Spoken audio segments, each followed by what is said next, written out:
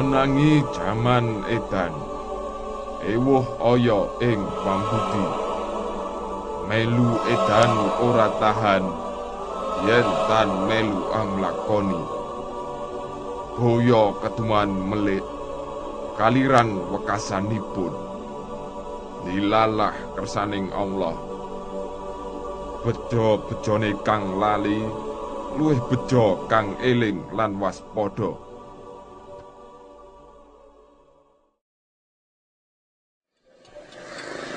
Mengalami zaman edan, serba sulit dalam pemikiran.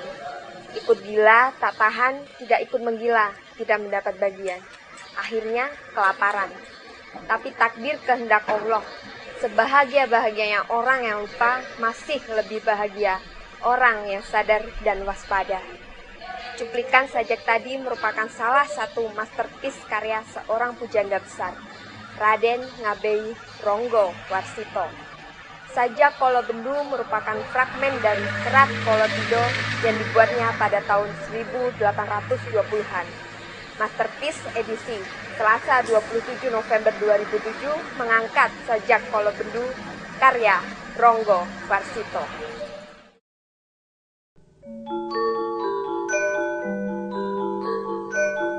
Surat Kolotido. Buku Joko Lodang. Kolobendu Kolotido.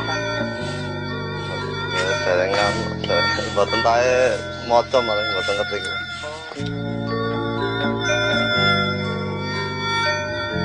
Tidak banyak masyarakat yang betul-betul mengenal siapa itu Ronggo Warsito. Terlahir dengan nama asli Bagus Burhan pada 15 Maret 1802. Karena keahliannya dalam bidang sastra, di usianya yang ke-38 ia diangkat menjadi pujangga Keraton Surakarta dan menyandang gelar Raden Ngabei. Ronggo Warsito berhasil menorehkan jejak gemilang dalam kesusastraan Jawa pada abad 19. Dari tangan pujangga Keraton Surakarta ini lahir berbagai karya sastra yang syarat nilai kemanusiaan. Di antaranya Serat Joko Lodang, Sabda Tomo, dan Serat Kolotido. Tak hanya itu, ramalan tentang hari kematiannya pun ia tuliskan dalam salah satu karyanya yang berjudul Serat Sabdo Jati. Kapan dia mati itu pun dia tahu. Padahal dia sendiri menyadari bahwa belum selesai apa yang dia tuliskan. Belum selesai apa yang dia jabarkan, apa yang dia ketahui itu belum selesai dituliskan. Sementara hidupnya tinggal 8 hari lagi. Dan itu ada surat tembangnya ada. Dalam Serat Sabda Jati, Ronggo Warsito menyebutkan bahwa hari kematiannya akan jatuh pada Windu Sengara, atau tepatnya tanggal 24 Desember 1873. Ternyata apa yang dituliskan Ronggo Warsito itu benar-benar terjadi. Tengah hari pada tanggal itulah sang pujangga dijemput untuk menghadap sang pencipta. Sesuai dengan permintaannya, Raden Ngabei Ronggo Warsito dimakamkan di pemakaman keluarga yang terletak di Desa Trucuk, Klaten, Jawa Tengah. Yang Ngabei Ronggo Warsito niku dados pujangga Keraton Surakarta menika rumiyin wiwit sinuwun ping 7 dugi ping 9. Meski sampai saat ajal tiba ia tak sempat menyelesaikan mahakaryanya, nama Ronggo Warsito tetap dikenal sebagai pujangga besar yang karya-karyanya abadi hingga kini. Karya-karya Ronggo Warsito bisa kita temukan di Museum Radia Pustaka dan Monumen Pers yang terletak di kota Solo. Dalam tradisi kepustakaan Jawa, Ronggo Warsito dianggap sebagai pujangga penutup karena setelah kematian Ronggo Warsito sudah tidak ada lagi dan tidak mungkin lagi ada seorang pujangga. Meskipun sekarang ini masih tetap ada orang-orang yang menulis berbagai karya dalam bahasa Jawa, tetapi mereka hanyalah sekedar penulis, bukan pujangga. Ronggo Warsito identik dengan ramalan-ramalan tentang kehidupan, seperti yang terdapat dalam Serat Kolotido. Serat ini menggambarkan siklus kehidupan yang selalu bergulir setiap zaman, yaitu Kolo Tido, Kolo Bendu, dan Kolo Subo.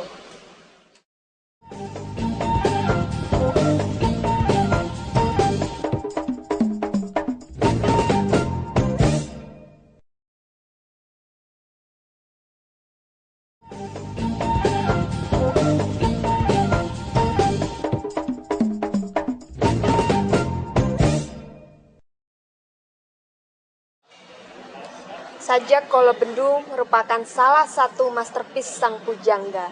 Sajak ini berisi ramalan-ramalan Ronggo Warsito tentang datangnya zaman kehancuran. Menurut ramalan Ronggo Warsito yang tertuang dalam serat Kolo Tido, kehidupan manusia akan selalu melalui 3 siklus besar, yaitu siklus Kolo Tido, Kolo Bendu, dan Kolo Subo. Zaman Kolo Tido adalah zaman peringatan akan datangnya kehancuran yang terjadi di zaman Kolo Bendu. Dan kehancuran ini akan diakhiri dengan datangnya zaman keemasan atau dikenal dengan zaman Kolo Subo. Zaman kita sekarang itu zaman yang harus menjalani ramalan dia.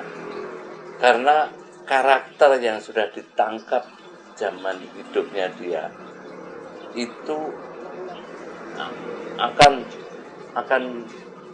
terulang atau akan harus dilakoni di generasi sekarang ini.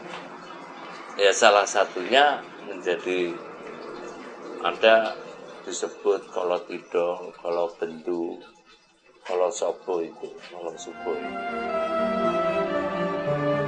Berbagai macam bencana yang terjadi akhir-akhir ini seolah menguak kembali wacana mengenai zaman Kolo Bendu yang diramalkan oleh Ronggo Warsito. Syair Kolo Bendu menggambarkan sebuah zaman ketika manusia terbuai oleh kenikmatan dunia. Namun sesungguhnya kenikmatan itu justru membawa kehancuran bagi manusia. Kehancuran yang terjadi di zaman Kolo Bendu ditandai dengan datangnya 3 bencana besar, yaitu Artati, Nistana, dan Yustia. Artati berarti uang. Saat uang dianggap segala-galanya, orang hanya melulu mengejar uang. Karena uang, orang lupa diri. Karena uang, orang merendahkan harga diri. Karena uang pula, orang menjual diri. Bencana besar kedua yaitu Nistana, yang berarti kemelaratan atau kemiskinan. Keserakahan akan uang membuat orang berkuasa dan menyebabkan sebagian orang lainnya sengsara dilanda kemiskinan. Bencana besar yang terakhir adalah Yustia, yang berarti kejahatan. Keserakahan dan kemelaratan mengakibatkan timbulnya berbagai kejahatan. Jika ketiga bencana itu terjadi, tak pelak lagi, zaman Kolo Bendu memang telah datang. Zaman Kolo Bendu ini diingatkan tanda-tanda zaman.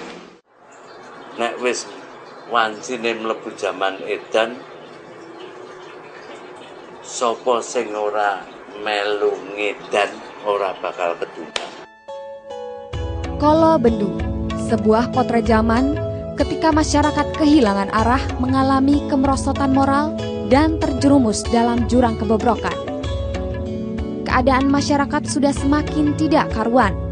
Penghidupan semakin morat-marit, tidak ada ketentraman lagi, kesedihan pun di sana-sini. Kondisi ini serupa dengan apa yang sedang dialami bangsa Indonesia. Rakyatnya dirundung berbagai bencana yang datang bertubi-tubi. Semua itu tak lepas dari ulah tangan manusia sendiri yang selalu serakah dan tak mau peduli pada lingkungan sekitarnya. Entah kapan semua itu akan berakhir. Namun, masyarakat masih menaruh harapan akan datangnya suatu perbaikan seperti tersirat dalam zaman Kolo Subo.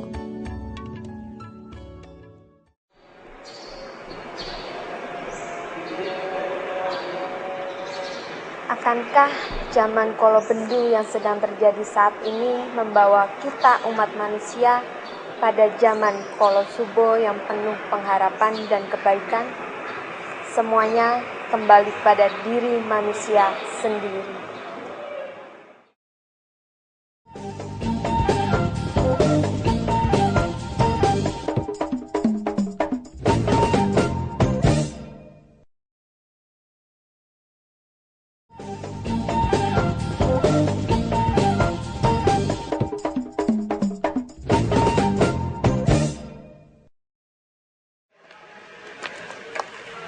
Sajak Kolobendu dibuat sekitar tahun 1800-an.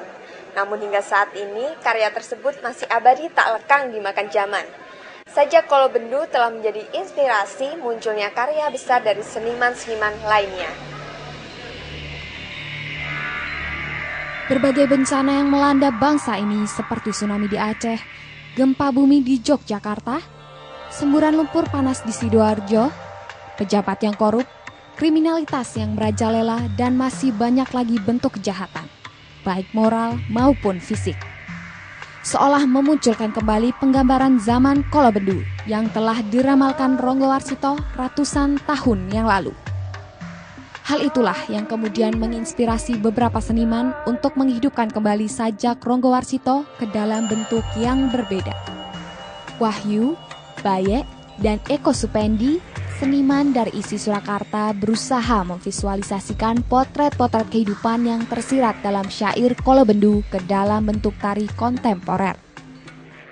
Itu kami mengambil dari salah satu bait dari karya Ronggo Warsito, Kolotido. Salah satu tembangnya amenangi zaman edan, ewuh oyo ing pambudi, arep edan ora tahan yen tan melu anglakoni.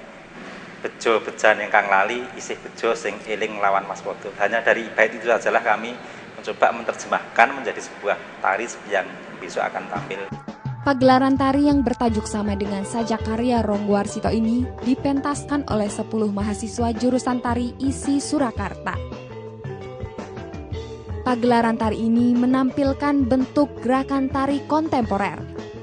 Gerakan-gerakan dalam tarian ini merupakan perwujudan simbol-simbol kehidupan yang diliputi amarah, bencana, dan kemerosotan moral masyarakat. Persis seperti apa yang digambarkan Ronggo Warsito dalam sajaknya. Ditampilkan pula gerakan-gerakan yang menunjukkan di mana manusia tidak ubahnya seperti binatang. Lupa pada kawan, egoisme memuncak, tidak ada lagi rasa peduli terhadap sesama.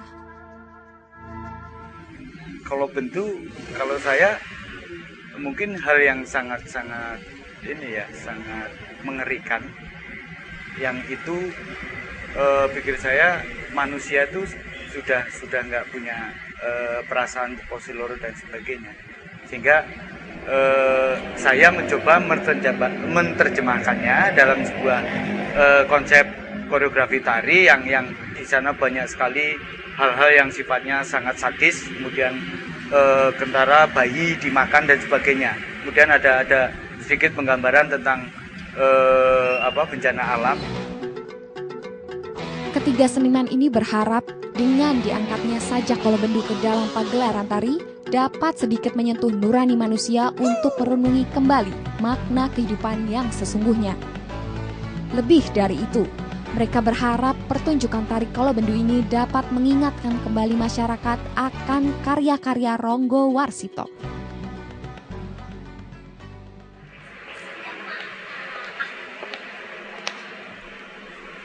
Lalu bagaimanakah potret mahakarya Sang Pujangga yang dituangkan dalam gerak tari kontemporer?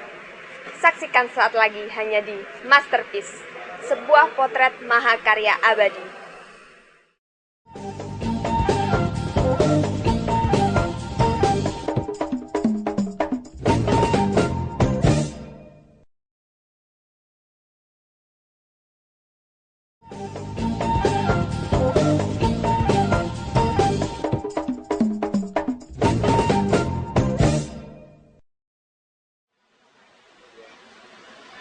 Potret zaman edan yang telah diramalkan Ronggo Warsito dapat dinikmati melalui sebuah gerak tari kontemporer yang berjudul Kolobendu. Berbagai simbol gerak tari dapat memberikan interpretasi tersendiri terhadap sajak Kolobendu.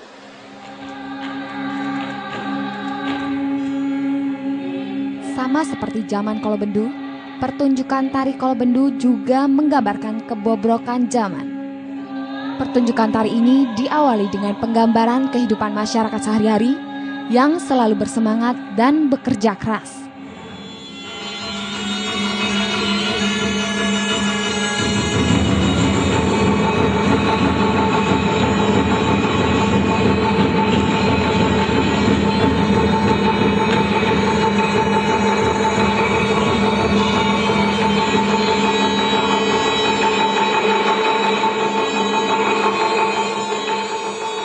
Namun sayangnya, kerja keras manusia itu dibarengi dengan eksploitasi alam secara besar-besaran.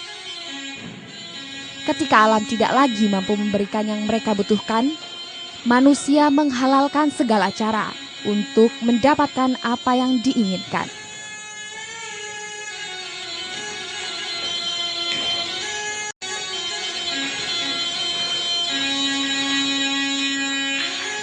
Hingga akhirnya muncul sifat arogansi manusia, seperti penyiksaan, penindasan, dan pelecehan terhadap kaum wanita yang menandakan mulai bobroknya moral bangsa.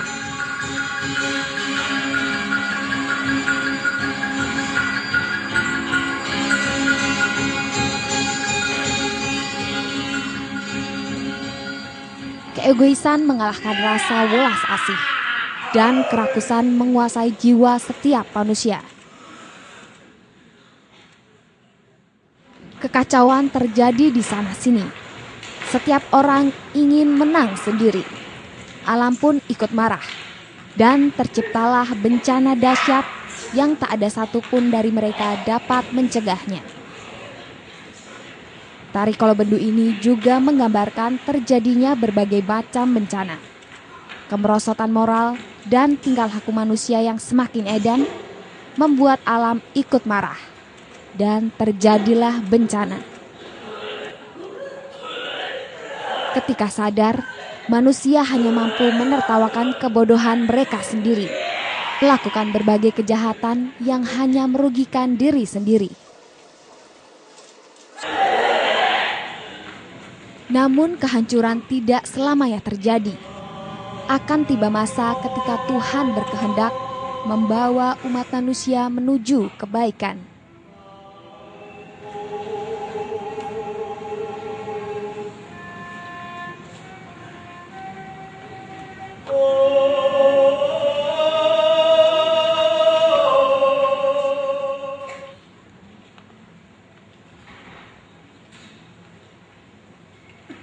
Kemudian muncullah figur damai, pembawa pencerahan.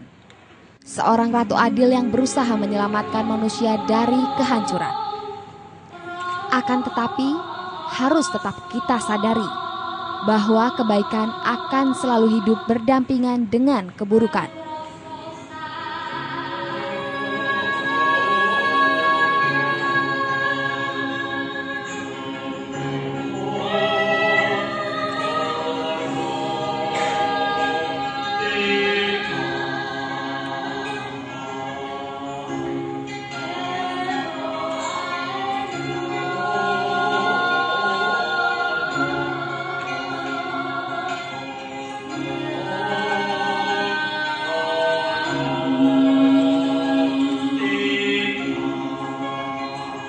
Cerita ini memang diakhiri dengan kesan mengambang, karena hingga saat ajal menjemput, sang pujangga sendiri belum sempat menentukan akhir cerita dalam sajaknya.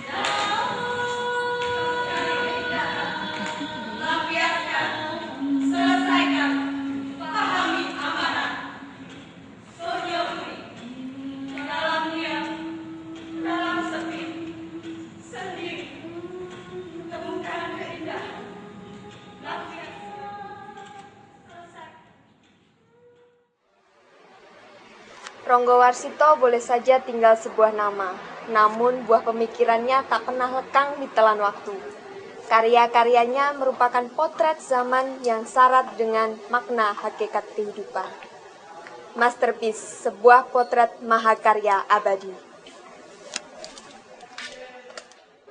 Zaman emas, zaman ejan tenan, zaman semono.